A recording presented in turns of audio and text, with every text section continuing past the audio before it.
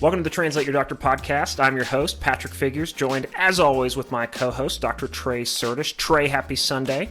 Thank you. I refused to answer this off record. There is to tease everyone that's listening on audio to check out our YouTube channel, Translate Your Doctor on YouTube. There's an air mattress in the background. We're playing a little bit of a what's different, I spy, what's different in this picture. And so there's an air mattress here. My mother-in-law is staying with us for spring break. We're recording on the 14th, and she came up on her spring break. She works in Austin for the Austin Independent School District, so she's up here for a couple days. I didn't realize that. Okay, so she's there now. Yeah. So she's hanging out. My wife and I recently found out we are not pregnant. My wife is pregnant, but it's a sympathy pregnancy. And so my mother-in-law was all too ready to come up and be just be around. She's currently making a little sock teddy bear for her future grandchild. Very exciting. Oh my gosh. That's great, man. The other bonus for anyone checking out the video on YouTube is the fact that Trey and I are wearing our new uniforms, apparently, which is black t-shirts. That's a slightly different design, all right? Yeah, a little bit. Look, a little bit of variety. Trey, you're just getting off your shift. You're halfway through your 6-day, 7-day shift? Today was day 4. Today's day 4. Yeah, how's that been so far? It's been okay. It's been all right. I've got learners on my team, and I'm on what this is called the PCU and ICU team, so sort of a mixture of acuities, and it's been great. And when you say learners, you mean doctors in training, basically? Mm-hmm, exactly. I have 2 interns who are on my team. That's great. And something that you and I have been chatting about, texting about. We had a great conversation last week with Maggie, who runs a support group for heart failure on Facebook, which really activated this great conversation, a continuing conversation about the sort of support that patients that have chronic disease are getting from these support groups, from their physicians. Something I'm curious about, and that you and I have never talked about in detail, I understand how physicians in the outpatient environment get caught up on patient records. Like there's a process to say, hey, if you're joining a new physician, you're bringing all your records over. Maybe you're getting records from your old physician. There's a process for that. It's terrible and archaic, but I kind of understand how that works. But for you, when you show up to work, there are a lot of patients that show up with a chronic condition and they're just there. Mm-hmm. And obviously, continuity of care matters a lot if you've got heart failure, if you've got high blood pressure and you're on a specific set of medications. How do you try to handle that? Do you just trust that the patient can just do the facts, ma'am, efficiently? Or how do y'all try to reconcile this information gap for patients that do have these chronic diseases? Yeah, it's a challenge. I mean, and it's also contextual. There are certain patients who are really engaged with their care, and when they kind of understand if they're going to the hospital, if they had the luxury of kind of knowing or making that call, like they weren't brought there because they were ill or some catastrophe had happened. I mean, generally, if those kind of people who are going to the hospital understand, well, I should bring my meds or at least a list, I should understand my history, who my doctor is, etc. And so if that person, their doctor that is outside of our system and we don't have access to those records, that we can at least request them and get some approximation of what medicines they're on. There's sort of this inverse relationship that if someone, the more urgent their problem is, the less important their chronic problems become unless they're pertinent to why they're there. Because clearly if someone's coming in with a heart attack or a stroke, and they have chronic toe fungus, I'm just using a very extreme opposite example, it's really less relevant as opposed to, they came in with a hangnail and they happen to have toe fungus, then maybe it's important that I know what medicines are on in that really. But generally, then it's not really that pressing to get that information. So you have time to ask them, okay, well, who's your doctor? Where are they? Do you know your medicines? And I think that's the second thing I would say, which is the luxury of being in the hospital is that although you're very busy and pressed for time like any physician, you technically have an open-ended time with your patient. And so if you need to give that time to really ask and get their history, which is just all the details that they tell you about their medical problems and what they've been through and what they do, you can kind of dig into that, as opposed to, say, someone in the clinic where you really are limited by your appointment time and the building up of patients, and that's really stressful and limits that. Yeah, that's a good point. And obviously we had our discussion about the challenges of fee-for-service medicine. I guess technically you could say in the outpatient environment, you could spend an unlimited amount of time with your patients. You just never see your family. You could technically run clinic. I imagine that's the same pressure on the inpatient side, which is I can spend an hour with each patient. But if you've got, I don't know what the average patient, I don't know, you don't call it panel, but patients on your service, is that the service, right? Yeah, but if you have 12 patients, 15 patients, and you have to get through all of them before you can leave, then that limits the luxury of taking unlimited time with each patient. It's true. It's not a perfect analogy. I guess what I just mean to say is that to answer your question, like how do you deal with not having that information? Yeah, you've got to be able to talk with your patient more. And if they don't know, you have other resources. It depends on what information you're looking for. Again, if it's purely a medical history thing, say prior hospitalizations, well, you can contact that hospital for their records. If it's their outpatient records, well, you can attempt to contact that clinic if it's open, if it's available, if they'll pick up, things like that. And if it's a medication list, you can engage your pharmacy colleagues to kind of help populate their list of medicines that they should be on. So there are ways to get around it and make it not so concentrated on the physician. There are systems in the hospital that allow for it, just like there's systems in, well, it depends on the clinic, but in most clinics. And but it's variable. I think that's the biggest thing. It's extremely variable. Yeah, that makes a lot of sense. So when I'm hearing, I'll sort of jump to the far end of the spectrum. You're not saying this. There's an element in hospital medicine of something being kind of like not my problem. Or, said it with a more kind way, it's the way that I can be of best service to this patient right now is not solving every problem the patient has. As far as I know, the patient is getting wonderful care from someone out in the community. The patient's here because they had something happen that's requiring them to be in the hospital. I can be of best service to this patient by supporting the thing that led to their hospitalization. Yeah, you're talking about the dynamism of acuity. Like, what do I mean by that? Is just like, where are you putting your dynamic effort? Because you only have so much time in the day for so many patients and for yourself. And so you really have to learn how to balance, okay, what is most pressing for this patient from my perspective, but then also what's most pressing from the patient's perspective. An example I give, especially when I'm teaching, is that the first, you talk, again, you gather history, right? You talk about the patient, you talk with them, you get all the information, and then you're going to make an assessment. Remember, we talked about the SOAP note. So this is somewhat akin to that, right? So like what the patient tells you, they're subjective. What you measure, get labs for, etc., do an exam on, that's your objective. And then you're making an assessment, and then you're going to determine a plan for the patient. But part of that assessment is like, it's never just one thing. It's a variety of things, and it's called a problem list. And so you number your problems, and generally speaking, your like most acute, most problematic things should be at the top. That makes sense.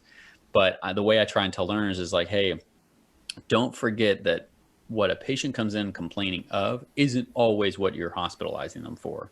They might say, my back hurts, and you find that they have a heart attack. And you're addressing their heart attack, but then they're like, well, doc, what about my back pain? And I think a lot of physicians are like, well, yeah, I mean, I'm taking care of your heart attack. Like, oh, great. I love that. Thank you very much. I'm appreciative of that, but I still have this problem. And so what I try and tell learners is like, try and put your first problem or your second problem, they're interchangeable. What is the patient complaining of? Like, what is their main, we call it the chief complaint. Make sure you're addressing that. And then of course, what are you as the doctor most concerned about? Hopefully they align, but they don't always do. I appreciate the nuance in that. And then I guess the challenge on the back end and connecting to what you and I wanted to talk about with the core discussion here is that with a patient with a chronic disease, there's imperfect resources in hospitals. And one of the big healthcare things that we've talked about already is the fragmentation, right? Mm-hmm. It's no one person's job to make sure that you're where you should be in your healthcare journey. And what a lot of people would say, the people that are like, oh, responsibility, it's the patient's responsibility. It's like, right, this patient that has not been empowered at all to understand our Byzantine healthcare system, it is their responsibility to advocate for themselves. But whenever they advocate for themselves in the wrong way, we punish them and jump all over them. They're a difficult patient. Right.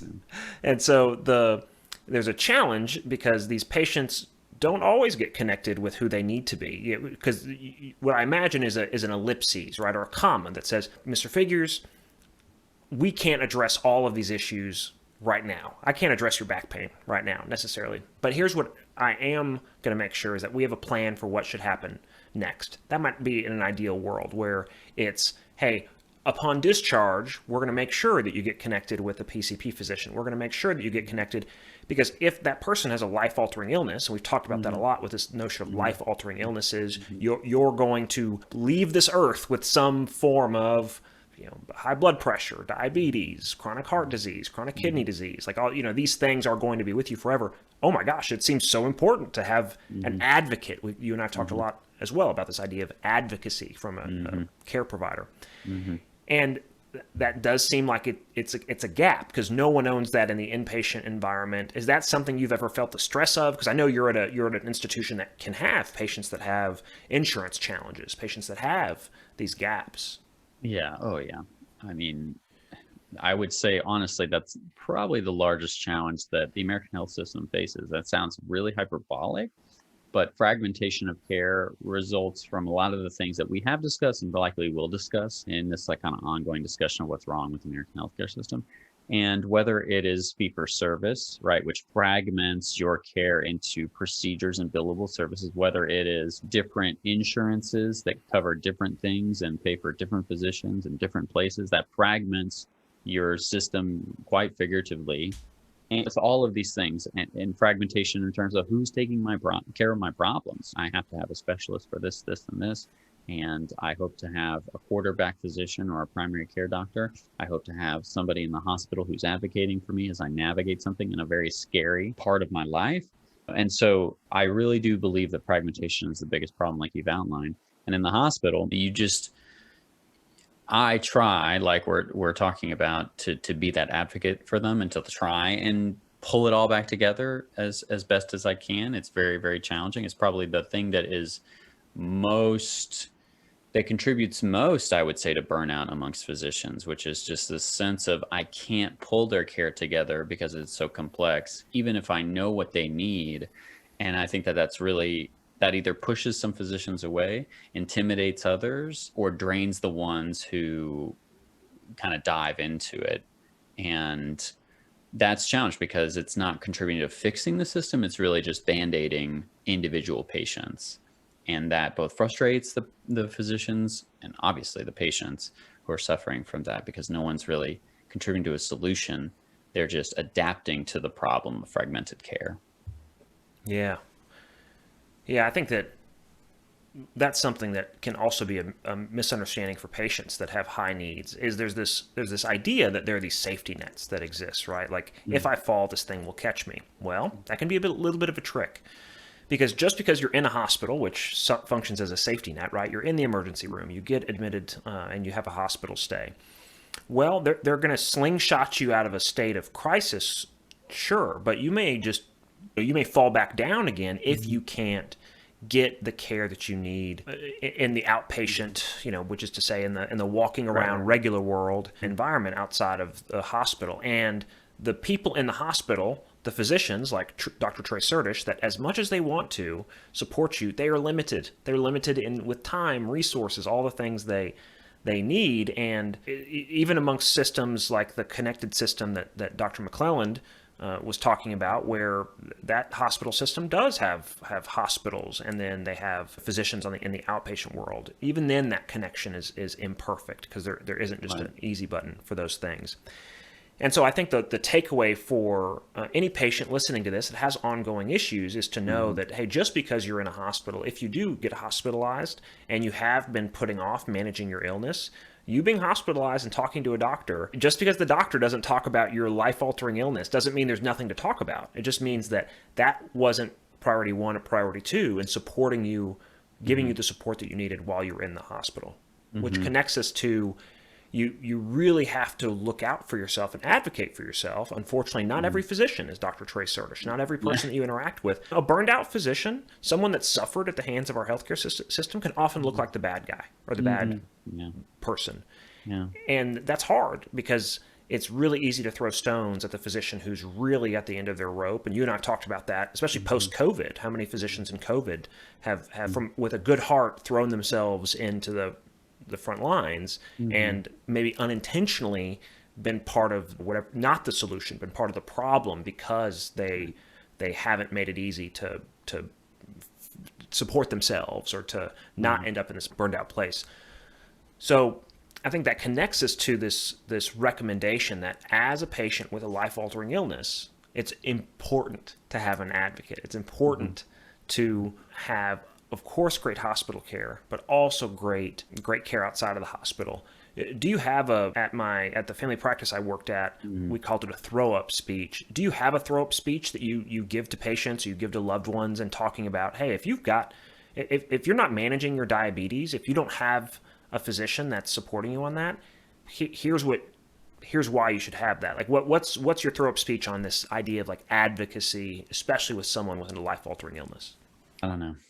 It's a good question. And I think that I do, but I don't think I have one, because I think that, like we've discussed, and I think you get frustrated at me saying, it's just like, it is so contextual.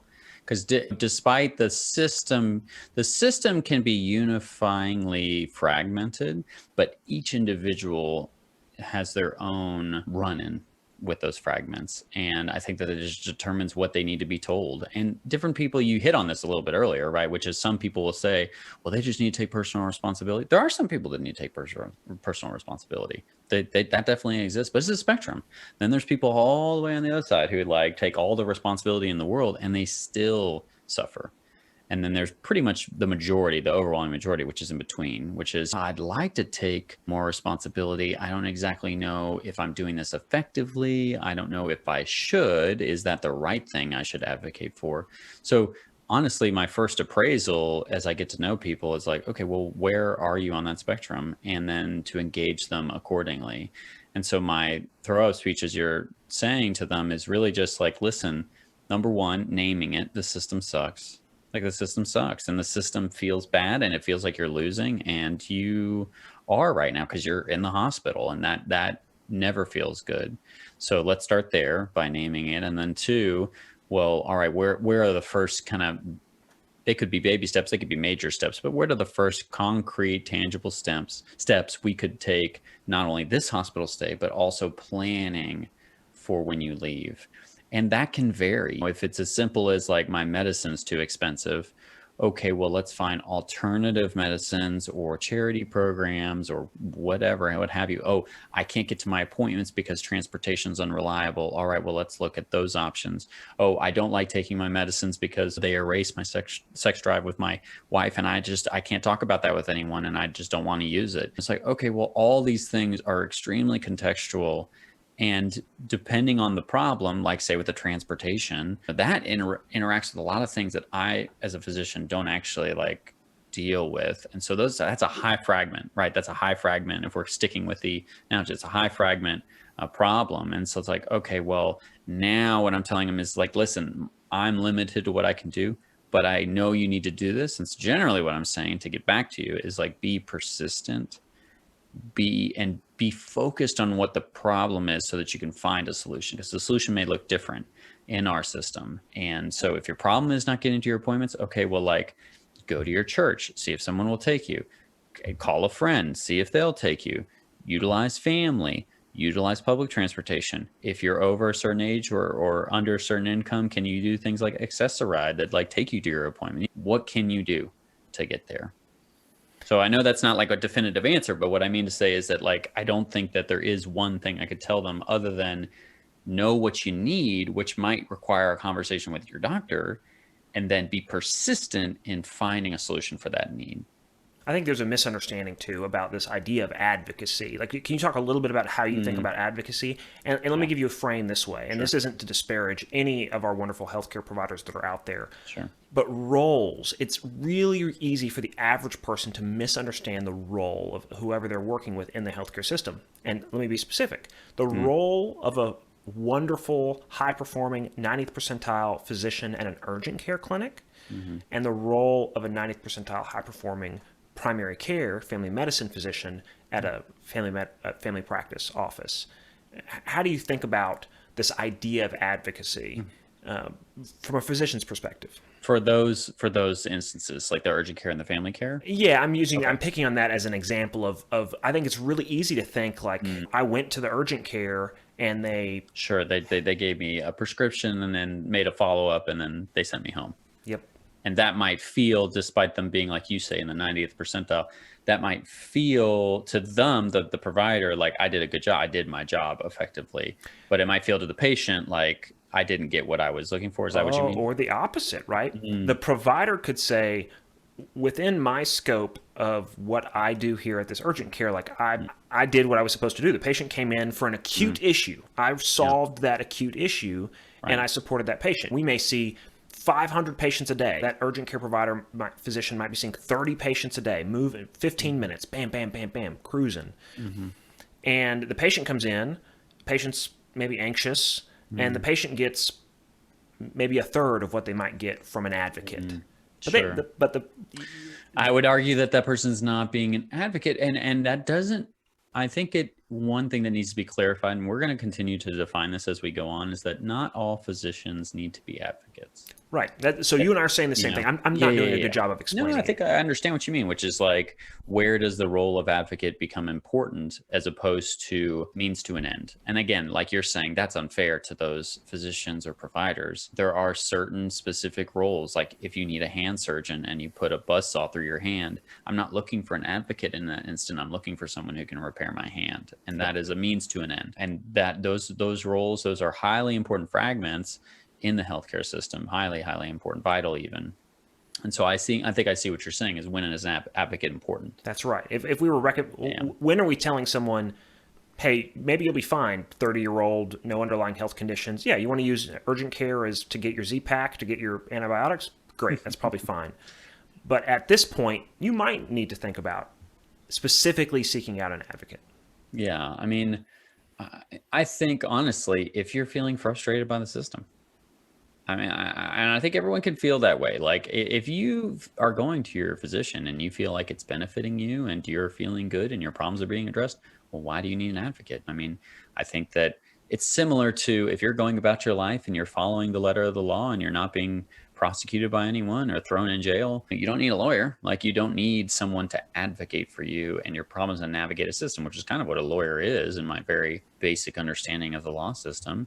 And I think the same thing applies for a physician, which is like, yeah, I mean, if you're utilizing the American healthcare system, because some people do, a lot of people do, in fact, and they feel perfectly fine with it. That, I think that's one of the main reasons why many changes don't happen to it, because enough people get what they need, and it is so fragmented and Byzantine, like you've said, that it's hard to get your head around what needs to change. So all I mean to say is that an advocate is important more based on when the patient needs one. And most often that's going to be in the hospital or as a primary care doctor. That's generally it. I think that obstetricians for women's care when they're pregnant is a really good example of advocacy, because it's a bigger challenge than just simple health ones. I'm curious about the hospital piece, because it feels Mm. it's harder for patients to shop around in the hospital. Yeah. For an OB-GYN, there's a strong informal referral network for finding a great OB-GYN. Obviously, you and I are trying to empower patients on how to find potentially a primary care or other provider that can advocate for them. On the inpatient side, that's curious, because it feels like It's not possible. It's not possible anymore. Not with the current system. I mean, it just isn't. The throughput is too great. The concentration of illness in the hospital is too great. The turnover is too great.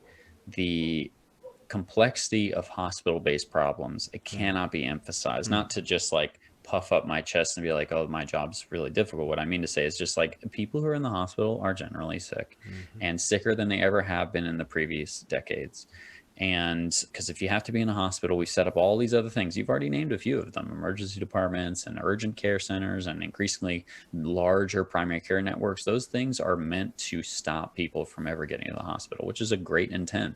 But still people make it there. And when they do, that means that they're pretty sick. They fell through all these things. Yep. And so, all these pressures to deal with this means that it's particularly fragmented in the hospital. And there's a lot less control over who do I choose to see, because like we said, I think a few episodes ago now, your doctor generally, vast majority of the care that's delivered in hospitals is not the same doctor who you see as your primary care doctor. It used to be that way, but it's not that way anymore. yeah, and that's relatively new. I mean, that's what's so interesting, fascinating.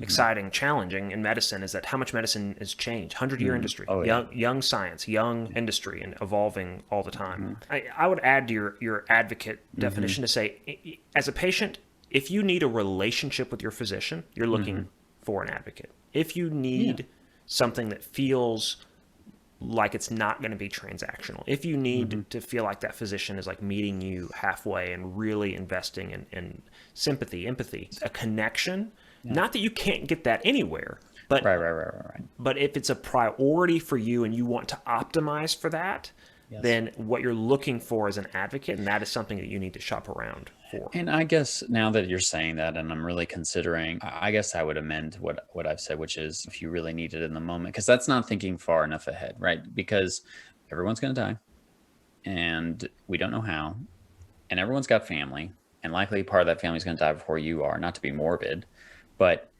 that's the natural cycle of life. And at one point or another, you're going to be ill, unless you're one of the lucky few. And so building a relationship with that physician and being prepared, I think is a large part, almost like an insurance policy almost. Like if you can navigate and you've built that strong advocate relationship with somebody so that when something happens, they kind of know you already and know what they need to do, even if they're not the individual doctor who's taking care of you, because it's highly unlikely that's going to be the case for reasons we've discussed. So I think that is a good enough sense. And frankly, I think combats a lot of the burnout that's contributing to physicians, which is when you feel like you're being used and you're only a tool or a cog, you can feel extremely powerless, I should say, and feel just like that piece of machinery. But I think if people who are coming to you and just like, they don't really need anything necessarily, but they just want to start building that relationship, that feels really good. And when they actually need you, you're like, wow, I'm ready to give because I wasn't just already giving and giving and giving when I saw them. I'm not sure if that's tenable from a financial standpoint, but it's an interesting point from an advocacy standpoint. Yeah. I think we talked about support groups last week with Maggie, and a patient's first support group is them and their physician in some ways, right? Because a support group exists as a complement to your relationship with your physician. It cannot replace, it should not replace, competent medical care. There's a reason that it's so valuable to have guidance and coaching and appropriate challenging to some extent from your medical provider. And not everyone gets that. And your medical provider can't be with you every day in a way that a support group can, week to week, helping you with the emotional challenges, helping with the mental challenges, the mental blocks. That's why support groups are so valuable. Again, with chronic diseases, with life-altering illnesses, the work Maggie's doing, I think, is so essential for empowering and helping people with these conditions that require mental and emotional fortitude. But getting with a physician that can show you empathy and sympathy, and especially, too, I think there are a lot of chronic diseases, a lot of life-altering illnesses where there's stigma associated. And I think that's also one of the barriers for people seeking treatment is there's this fear of judgment. Even someone who's like, let's say, chronically obese or has something that makes them like overweight, that is an impossible, such a hard thing to talk with a provider about because there's so much, sometimes emotional, mental baggage on behalf of the patient. And there's this fear of being judged and critiqued by your physician. And that hurts in that moment because there's this power dynamic in that room that creates an imbalance where the doctor can really punch down. And I don't think it's socialized enough yet. Again, this is partly what you and I are here doing, that, gosh, you deserve better. And you can find better as a patient. You can find the Dr. Certishes out there who really are trying to meet you halfway and trying to understand and listen and not going to look down on you for whatever has happened that's led you to this place, really trying to lift you up on your terms. And I think you see a lot of things on social media, you see a lot of things shared where the opposite happens. And I think that can also scare people away from medicine, where they think that their doctor is going to be Dr. House. House is a really very entertaining show, but that guy was a jerk. That guy was terrible to people. That guy was terrible to patients. That's not the example you want of what medicine is like if you have people with sensitive, vulnerable disease states that need to be establishing with their physicians. That's another block that I think gets in the way of advocacy and these healthy relationships with Yeah. doctors and patients. Patrick, I couldn't agree more. In fact, I think I agree so much that I think our next episode should be discussing how do patients navigate stigma of their disease in healthcare? How do they bring it up with their physician? I think that's what we should talk about next time. Yeah, we'll do that. I love that. We sort of bounced around a little bit, Trey. Any closing thoughts as we kind of wind down, or we're right at our kind of magic half-hour mark? Honestly, we've given that seminar, the introductory seminar, to all like the classes for Translate Your Doctor, and one of those tasks that is giving to patients that we charge them with, honestly, is like, think about how you define yourself and think about what success looks like, and then like simply list all the things you wish your doctor would translate. And that's less true here. But again, I would say think about what you would want from an advocate. And we're using the word advocate. It doesn't have to be that way. That's somewhat of a clumsy definition. But I think that someone who can serve as much a communal connection with you as opposed to a professional one. And because I think if you have an understanding as to what you'd like, similar to what you'd seek in a partner or a friend, I think that you're better at appraising when someone's not meeting those expectations. And so I think what I would say is that despite all the things that we're talking about and kind of obscure and vague and so on and big idea stuff, I think what I'd come down to and distill it to is that what would an advocate as a physician, what would you want that person to be? And if you don't have a debilitating or life-altering illness, because you don't have to, and I hope you don't, one day you might, or maybe a loved one, God forbid, does. What would you want in that instance? So I think that's what I would say, because I'm going to be thinking about it. I thought I had a definition, and then you were talking, and I was like, oh yeah, well, maybe not. And so even with me, who has thought about this a lot, I'm evolving as to what it could be. That's very well said, man. Well, as always, that's another episode. There's the good Patrick hand motion. I want to encourage everyone. Trey and I can be reached at translateyourdoctor@gmail.com. Would love to get questions, comments, nice words about how handsome Trey and I are, what a great job we're doing. Whatever you feel like sharing and saying, that'd be great. New episodes go out every Wednesday. Feel free to look us up at translateyourdoctor.com to see what Trey and I are up to. Check out the YouTube channel. Check out our Facebook page. I post little updates every week, little clips from the show. And we'll catch up with you next week. Thank you, Trey. Yeah, thank you.